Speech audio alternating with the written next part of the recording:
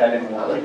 He's going to give you Bitcoin 101 kind of talk, and he has been involved with cryptocurrencies as far back as 2003. Right? I didn't even know cryptocurrencies that far back, and has a master's in global finance and economics from UMB's Mid School of Business.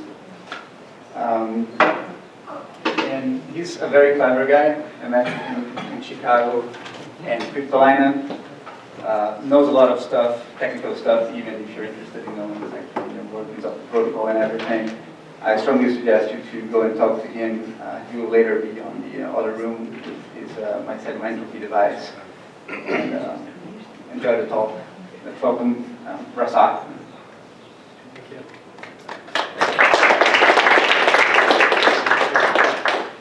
Just for my own benefit, who here doesn't know what Bitcoin is and how it works? So like everybody knows about it. Is anybody here a finance major? You need the microphone. Yeah, okay. That's yeah, just set up with the microphone. Yeah. Oh. Yeah. You were. Yes. Just speak now. Testing. Okay. Is it good? Awesome. So I'm going to go over basics how finance works. It's oversimplified, so you got single guy who actually knows what you're going to be talking about. Sorry if this is a little wrong. Anyway, so to describe Bitcoin, I'm going to start with talking about how the traditional finance system works so that I can compare it to how Bitcoin works. So in a traditional finance system, we have what's called a ledger, which is basically a list of all accounts and their balances. So you would have a bank that has two customers, in this example, Bob and Alice. And each account has a balance in their bank account. So if Bob wanted to send money to Alice, if they both use the same bank, that's fairly simple. Essentially, Bob creates a note sending to their bank, asking the bank to send, say, $3 to Alice. And the bank just looks through their account listing, sees that it has both accounts, adjusts the ledger, and that's it. If, however, there's multiple banks, let's say there's Bob and Alice are at one of the banks, but Charlie's at a different one, the current system works using what's called a pool method, where in order for Alice to send money to Charlie, like for example to write a check or to use a credit card or something, Alice needs to create a note that gives Charlie, grants Charlie access to her account, which Charlie then submits to his account, a bank account, and then the bank will take that and submit it to Alice's bank. So basically Alice gives Charlie the right to pull money from her account, and then once that bank receives it, verifies that it's a legitimate request, they grant that change to the second bank, and the second bank now increases that account by that same amount. And actually this confirmation here goes through a central clearing place, which is like another bank that's on top of these banks that keeps track of those accounts, and it kind of builds up to this one pyramid with central bank or the central clearing being kind of at the top that manages all the accounts. But the problem with this is there's two separate ledgers. So for example, the second bank can create a different account in some other's name or create a personal account with money, and there's no way for anybody to actually track that this money is being created without extensive audits and reporting, which is what most of our financial system is busy doing most of the time. So Bitcoin differs in that it creates a shared account ledger where everybody has a list of every single account that is owned by everybody, along with all their balances. So in order to send money from one account to another with Bitcoin, essentially, I mean, it's very, very basic, where essentially Bob would create a note that says from account Alice, Bob to account Alice, and $3, and then he creates what's called a digital signature. It's a cryptographic signature that proves that everything that is in that message is owned by the account that created that message. So he sends that note to Alice, and then when Alice receives it, she checks to see that Bob's account actually does have those $3 or whatever, or 3 Bitcoin.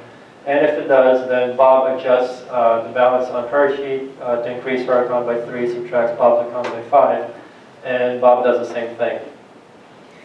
But since everybody shares this ledger, some guy named Charlie, for example, who also has a copy of the Bitcoin client running, he'll get that same message as well, so he'll also receive this message, also verify that everything matches up and that the money is in there, and also adjust his account as well. So now if Bob were to say send $2 to Charlie, Charlie already knows that Bob still has those $2. Now let's say Bob sent the money and now he creates another message saying from my account to Alice, let's say send 8 Bitcoin, and signs it and the signature is correct. What happens is Alice sees that Bob doesn't have that money in his account, so she just rejects the message, and so does Charlie and everybody else. And let's say Bob creates a message from David's account sent to Alice. In this case, and he creates a valid account, creates a valid signature, everything's fine, but it comes from David's account. When Alice checks it, David's account is not even on the list, so again, she knows that this isn't a real transaction, and she'll just reject it and sell it to Charlie and everybody else. So that's basically the way Bitcoin works. The only difference is instead of names for the accounts, all the accounts are essentially just a random set of characters, beginning with a 1 or a 3, which keeps everything private, because you don't want to know that all your neighbors and your friends, like what their account numbers and names are. So this is a way to double check on everybody without actually knowing what everybody's balances are. And basically that's how Bitcoin works. So all you need is a copy of the ledger, and you send messages back and forth. Those messages can be sent over the internet, as they are mostly done now, but they can also be sent over text, over snail mail. You can typical Bitcoin transaction is about 250 characters in length. So even if you don't have internet in your area, you can just pick up the phone and just read out the characters to somebody with a connection and send money that way. Essentially, it's sending money through free speech or information. So because everybody has a copy of every single account in existence and all their balances and all their history, you can't double spend Bitcoin, because every time if you send money to somebody and then try to send it to somebody else, that somebody else will already have a record of that transaction, of a prior transaction happening earlier, and will say that you don't have this money. They can be counterfeited, because if you just create new Bitcoins and try to fake them, everybody knows that those Bitcoins don't belong to any account that they should belong to, and will also reject the transaction. And they can be created out of thin air for that same reason. Every single Bitcoin has to come into existence based on agreed rules. Those agreed rules are basically the mining technology, but that's a little more technical, so if you want to know about it, come ask me there. So to be a currency, something has to have these 6 aspects. So durability is one. For example, you can't really use like flour or fish or whatever as currency, because it spoils and then your currency goes away. You want something that's going to exist for a very, very long time, which is why gold became a really good currency. It doesn't rust or anything. And with Bitcoin, it's digital, which means you can make copies of your account, I guess, and your signature to spend from that account. So as long as you make copies, and you can make them on whatever you want, like on paper or even write it down in gold or whatever. So as long as you have that information, and information lasts forever, like if it's on the internet, it'll never go away, it'll be durable. It has to be portable. So you have to be able to carry it around and spend it easily. Gold was portable and useful as currency because it had a lot of money in a small compact space. But right now it's becoming kind of a problem, because due to gold being worth so much, you basically would have to buy coffee with a speck of dust. Bitcoin is portable because it's just information. So using the internet, using any kind of information communication technologies, you can send it around. Fungibility. Fungibility means that one unit is just as good as any other. So Gold is fungible because one atom of gold is just like any other atom of gold. Other things may not be as fungible, like tulip mania and stuff. Tulips were not fungible because one would be worth so much, the other one would be worth totally different amount, and one would be new or whatever. So you want something that, like a dollar, for example, $1 is just as good as any other dollar. With Bitcoin, it's the same thing. One Bitcoin is just as good as any other Bitcoin. You want it to be scarce. Sorry, accent. Basically, you want something that people will have to actually work for and value, not just something they can pick up off of anywhere. So, for example, sand would not make very good currency because anybody can just go to the beach and make a ton of money. You want something that's like restricted. So, gold, dollars, Bitcoin. And you want divisibility. If everybody had to trade only with big bars of gold or only with one Bitcoin that's worth $300 some, you wouldn't be able to buy coffee or anything. And Bitcoin definitely fits this because Bitcoin is divisible down to that many decimal places, which is essentially 100 million units. And since it's digital, it can be extended to infinity if we need to get to it. Dollars actually are having divisibility issues in Africa right now, where when your income is between $1 and $3 a day, and the smallest currency available sometimes is a dime, there's issues where sometimes when you go to a merchant, you have to wait for somebody else to come and buy something so you can actually have change for the money that you have there. So like nickels and pennies are really valuable in Africa as opposed to paper bills. And recognizability. You want to be able to verify that this is an actual real unit of currency. So you want to make sure your gold isn't just painted lead or filled with tungsten. You want to make sure that your dollar bill isn't counterfeit, which is a major expense for the government. But with Bitcoin, it makes it very easy because since everybody has a copy of the ledger and everything is signed and everything is digital, it's very easy to verify that the Bitcoins are getting are real Bitcoins. As I explained, there's no way to forge them or to create fake ones. So besides it being better currency than all the other currencies out there, what's a reason to use it? Well, for one, it's fast. Because it's person to person, or to send it, all you do is send a message from you to the recipient. It can transfer value a lot faster than through the current financial system, which, as explained, requires, we don't actually hold most of the money in our own hands. Most of the money is in banking systems.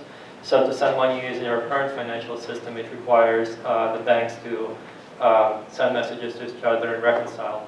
So even things like you can pay for something instantly with credit cards. In reality, what that is the bank saying, I promise that I will pay you this amount, and then in the background it takes about a week or two for that money to actually go from one bank to the other. Whereas this, as soon as you send it, they have received it, and then after a couple of minutes, they have it pretty much permanently on the record. It's much cheaper to use. Mainly because it doesn't have any of the overhead that banks have, which is all the messaging systems, all the accounting and auditing that they have to do. Everything here is built in. It's more secure than banks and the other currencies. One of the biggest reasons is because, as I mentioned, the financial system is a pool system. So, for example, for me to pay somebody, I have to give them access to my account, at which point their bank will reach into my account, pull out the amount of money that they need to pull out, and if they wanted to pull out more, they can do that. The only way for me to stop that is to report it, and the bank will have to do like anti-fraud prevention. Essentially, that's like sending email by writing an email, saving it to your outbox, and then giving somebody your password and login and password to your email account so they can go through all your email stuff and find the email in the outbox to them, and hopefully they don't read everything else. Bitcoin, on the other hand, is a push system where in order for me to send money, I actually create a transaction and push money from my account to theirs, where if they get my account information, the only thing they can do is send me money back, and that's it. It's global. sorry. Unlike a lot of the banking systems are established in specific countries. So if you want to send something globally, it has to go through an international banking transfer system. Whereas Bitcoin is just communications, so wherever there's internet and communications, you can use it. And it can be as public or private as you want. So as I mentioned, all the accounts are random numbers. So if you don't want anybody to know your account, just don't let anybody know. However, if you want to be very public, like for example, I help run a charity. Our main Bitcoin account is totally public, and everybody can see all the money going into it and all the money going out of it, so they can verify that we're not spending money on anything we are not supposed to be. And the most important is it's an open platform. What that means is that anybody can pick up the code and start developing it and improving it or making things for it. So for example, if I wanted to write an app for a bank, I would have to ask the banking system permission to start interfacing with their system and probably pay a bunch of fees and only be restricted to what they allow me to do. Whereas with Bitcoin, I can just start writing right away. And the difference, the best comparison for this is long-distance telephone providers, which were a closed system for pretty much a century, where you couldn't really get into and innovate on the phone systems. You can only innovate at the edges. So, for a century, our best improvements in the phone technology was cordless phones and answering machines. Whereas as soon as the internet came in and we had voice over IP, we suddenly had Skype and Google Voice and a whole bunch of other things and the internet as a whole. So hopefully Bitcoin will be able to do to the financial system what the internet did to the communication system. So I'll just quickly go through this. As a merchant, why would you accept it? Low transaction fees. All of that overhead that Visa and other banks take cost a lot of money, whereas Bitcoin is just direct. So as a merchant, you can accept Bitcoin pretty much for free at this point. There are no chargeback issues. Because regular financial stuff is a pull system. When you use a credit card, you're authorizing the merchant to take out however money they need out of your bank account. In order to prevent fraud or them stealing more money, there's a method where the bank can pull the money back out of the merchant's account if they pulled out too much. With Bitcoin, that's not needed because it's a push. You only send the amount you can, so there's no reason for somebody to pull the money back out. And there's no need to secure financial data. In order to use a credit card, the merchant needs your name, typically your address, and a bunch of dates and other information. All of this stuff, especially if it's online, all of this has to be stored in a very secure database, which, as we found from Sony, Target, Home Depot, and others, is not too secure. With Bitcoin, all they need is your Bitcoin address, and that's it. And it's like storing an email address. So this makes two benefits. The first one is the merchant accepting credit cards. The more popular you become, the bigger target you become for hackers. So like if you're a small business, a hacker hacks you, they steal 100 credit cards, it's no big deal. If you're Target, a hacker hacks you, they steal 70 million credit cards, all of a sudden they can make a whole lot of money. If they were using Bitcoin, they would just steal a lot of ways for the hacker to send money to other people, and that's it. They wouldn't have any other information. And another kind of interesting thing I found out, credit cards require you to have, I believe, a 2-year record of all past transactions, and it probably varies by state. So for somebody with a small business like a bar that doesn't have a digital setup for this, this means that 2 years worth of receipts and payment information stored someplace on paper, which if you come to a bar and you see this nice big bar where you sit down to eat food or drinks, a lot of that stuff is actually right under where you're drinking. So alcohol plus 2 years worth of paper makes bars just a massive fire hazard. So,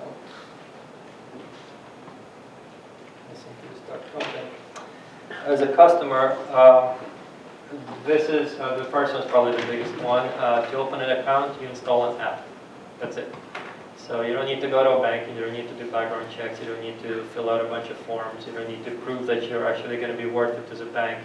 After 2008, a lot of banks in various parts of the America actually closed down because they figured that there's not enough, the areas are not wealthy enough for the business to actually make any money. So the bank just closed up and left. With Bitcoin, it's not a problem because as long as you have a phone or a computer, you just open up an account and you use it. And this is especially useful for people in poor areas because a lot of times banks want to make sure you have a good income before they open an account for you. And in areas where there's no banking whatsoever, such as third world countries. Money is always available. Bitcoin works 24/7. It's not closed on weekends or something. Like in Europe, banks do their stuff constantly. Here, if you were to send a transaction on a Friday evening, it won't actually go to the other place until Monday morning. With Bitcoin, it's always on, and it's easier to send than say banking stuff because pretty sure nobody here accepts, or probably one or two accept credit cards. Probably not.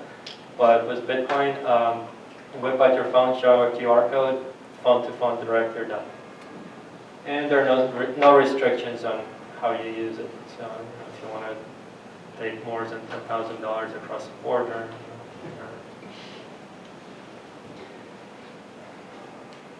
mainly the open platform for restrictions. So, and as an investor, the economy is kind of doing its thing. Right now it's kind of doing its thing in the wrong direction. Bitcoin is one of the very few places where the economy, despite the price going down, is still growing rapidly.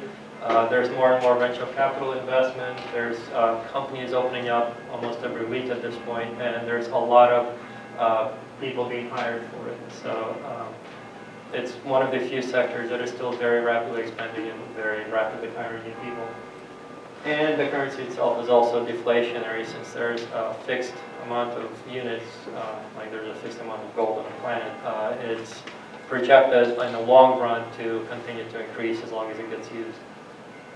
And I know over the last year has been kind of horrible, but it's more likely to do with the price kind of bubbling up a little too much with too many expectations, and now we're kind of going back to where it reflects the economy a bit more. But over the long run, the supply is fixed and the demand keeps growing, and there's a lot of reason to demand Bitcoin that over the long run it will probably keep going up.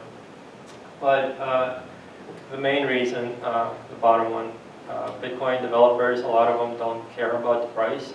The technology of the blockchain is really awesome for them, so they're just going to work on this regardless, which is kind of like Linux developers in the early 2000s. They were just like nerdy geeks that everybody laughed at because who's going to want to use Linux when you have Windows available?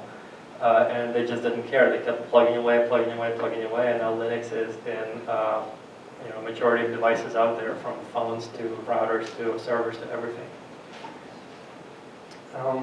And as a developer, it's an open platform. I mentioned the AT&T Baby Dolls versus Internet. It has a massive community because it's open source, so everybody shares everything. There's a lot of venture capital looking to invest in it. It's on the brink of explosion. Like if you ask around what's Bitcoin, people have heard of it at this point in a year or two ago. Most people still have no idea what it is. And when you ask people in 1992 or 1993 what the internet was, probably most people heard about it, but had no idea what it is. And it's also something that we've never seen before, which is a method of sending money directly person to person and having money in a digital format that's never been used before like that.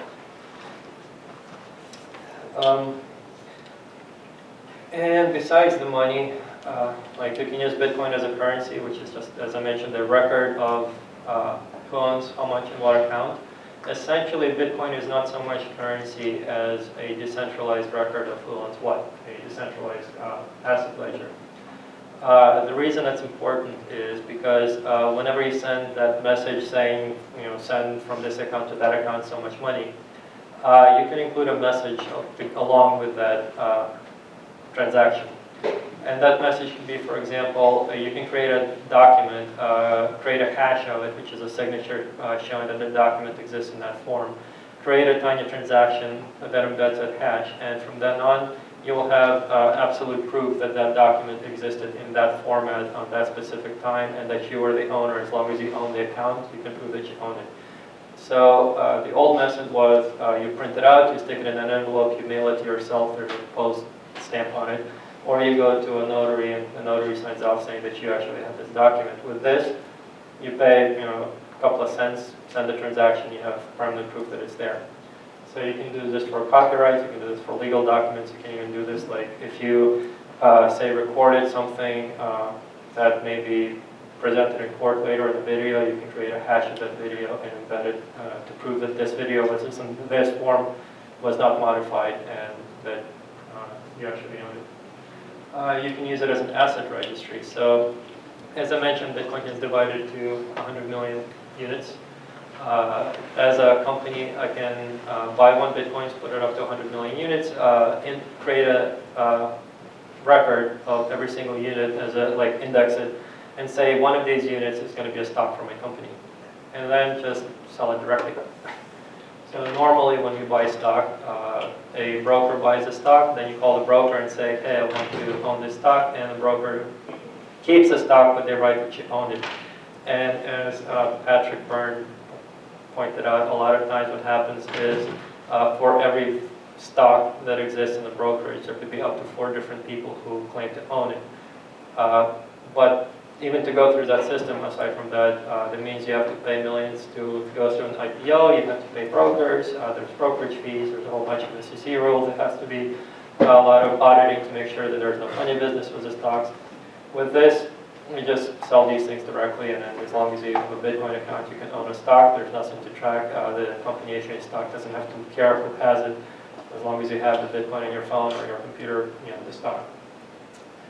You can do smart property, which is, as I mentioned, you can do notary services where you record a document transaction with smart property that's essentially assigning, instead of a document, a car or a title deed to a house to one of these Bitcoins. And as long as you have that Bitcoin assigned to that property in your account, you can prove that you're the owner.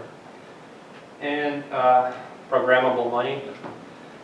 This is the first time that we had money that can actually exist within software. So if you wanted to write software before this that dealt with money, you had to go to a bank account, open an account with somebody's name, and then the software would interact with a bank system to send and request transactions. With Bitcoin, it's the first time that you can have money within the software itself. So the software itself can actually just send and receive money just all on its own. One of the kind of popular implementations of this, as we talked about, is there's Uber rideshare service where people can ask other people to give them a ride for money. There's Google self-driving cars that can drive themselves around on their own. And if you combine those with Bitcoin, you can have a car that has its own money, drives on its own, earns its own money, and then uses that same money to pay for its own gas repairs and other stuff. So that's called the term for that is an autonomous entity.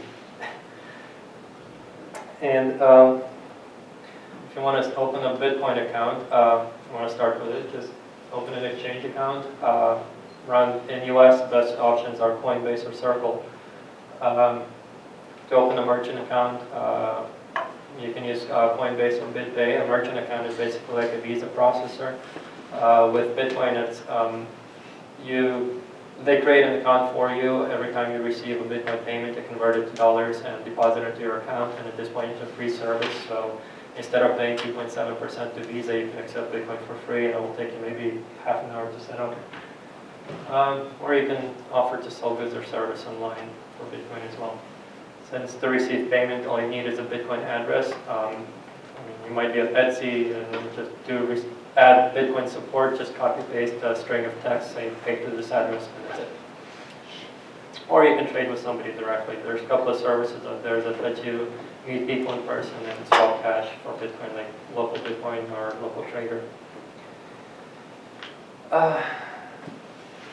Probably running a little late, but couple of rules if you're going to use Bitcoin. It's not a bank where somebody else keeps track of your money. You're responsible for it, so make sure that you keep the keys yourself. With Bitcoin, if you have somebody store the signatures for you, that also means that they can take the money and run whenever they want to. So it's recommended to keep them on your home computer, on your own phone. Make sure you back up your addresses, and this is kind of a weird concept in money, but essentially in Bitcoin, your money is the signature that's used to sign your account. So if you lose a signature, the account is stuck because you can't authenticate yourself to it anymore. So make sure you back it up. It's kind of like writing down your bank password, but without the ability to call up your bank and say that, hey, I forgot my password, so kind of pretend that way. And then keep your Bitcoin keys private. A couple of months ago, on a TV news station, somebody gave a gift of Bitcoin to somebody else, and then somebody was like, oh wow, it's a Bitcoin, look at this, and you showed it to the camera, and there was a private key there. It was gone within 10 seconds. And the guy who, good thing is the guy who actually took it, he contacted the news guy on Reddit, said, hey, I was the one who took it because it was a stupid thing to do, but I didn't want anybody to steal it. And I think it was like 25 Bitcoin at the time or something. So that's the amount. Maybe $25. Yeah. You know, it was, you know. And the guy says, no, keep it, you know. Okay. And there's, since it's an open platform, there's a ton of wallets available. The great thing is, another open platform benefit, if you're a merchant that accepts Visa, your customer has to accept Visa. If you're a merchant that accepts PayPal, your customer has to accept PayPal. So merchants have to accept Visa, MasterCard, American Express, PayPal, and all those other things. Otherwise, they lose customers. And if one of the services decides to screw them with crazy high fees, you know, they can't really do anything because if they close down the account, they lose the customers. With Bitcoin, my merchant can accept any of the Bitcoin service providers like BitPay or Coinbase. I can use any Bitcoin service I want, like Coinbase as a bank or any of these apps as my personal account, and it doesn't matter because they're all interoperable. So it's equivalent of somebody writing a website that only requires Chrome and another website that only requires Internet Explorer versus it just being an open standard and it doesn't matter what you use. And that's it.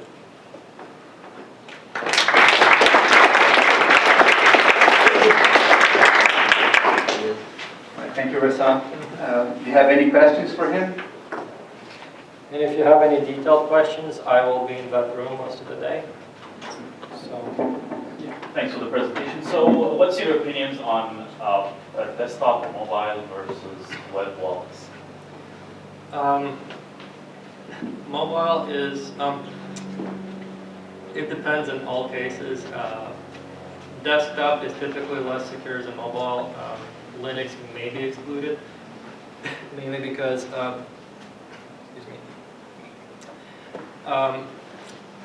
mobile devices use what's called sandboxing, where every application has its own separate storage space on the drive and its own separate memory, and there's no way for other apps to interact and read stuff off of it. Sorry about that.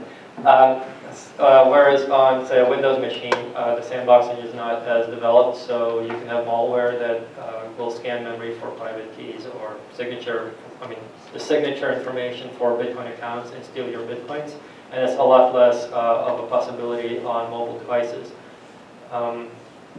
Online wallets, that also depends because it depends on how the online server stores the keys.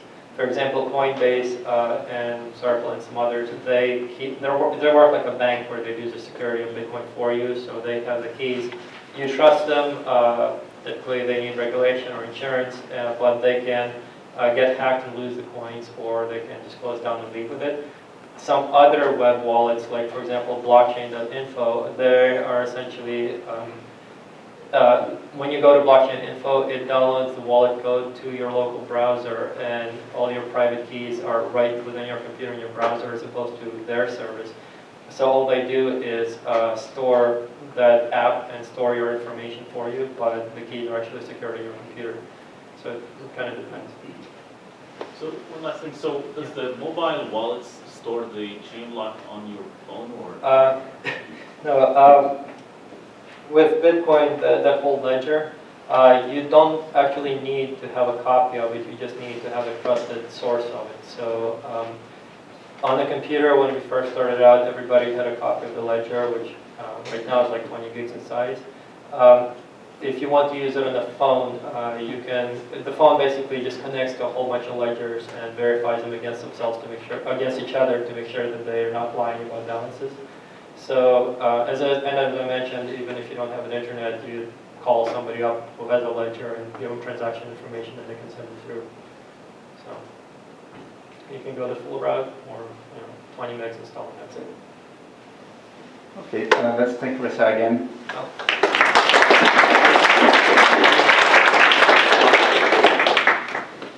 We'll have our next talk in 5 minutes.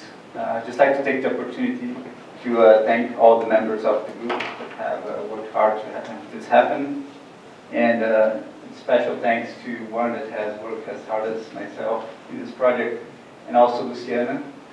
She's not even into Bitcoin, but she helped me a lot preparing all the material. Yeah, thank you very much. See you.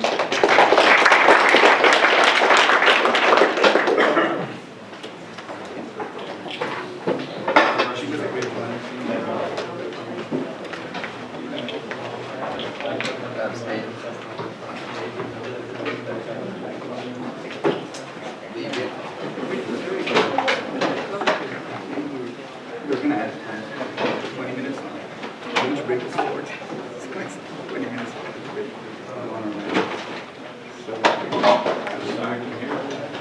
Actually, yeah, he's nice.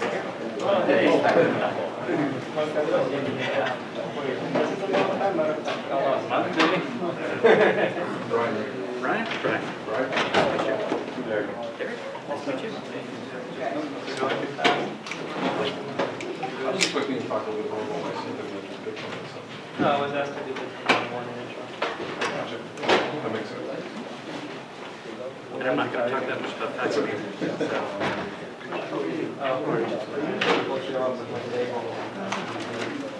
I mean, I can be possibly looking at this.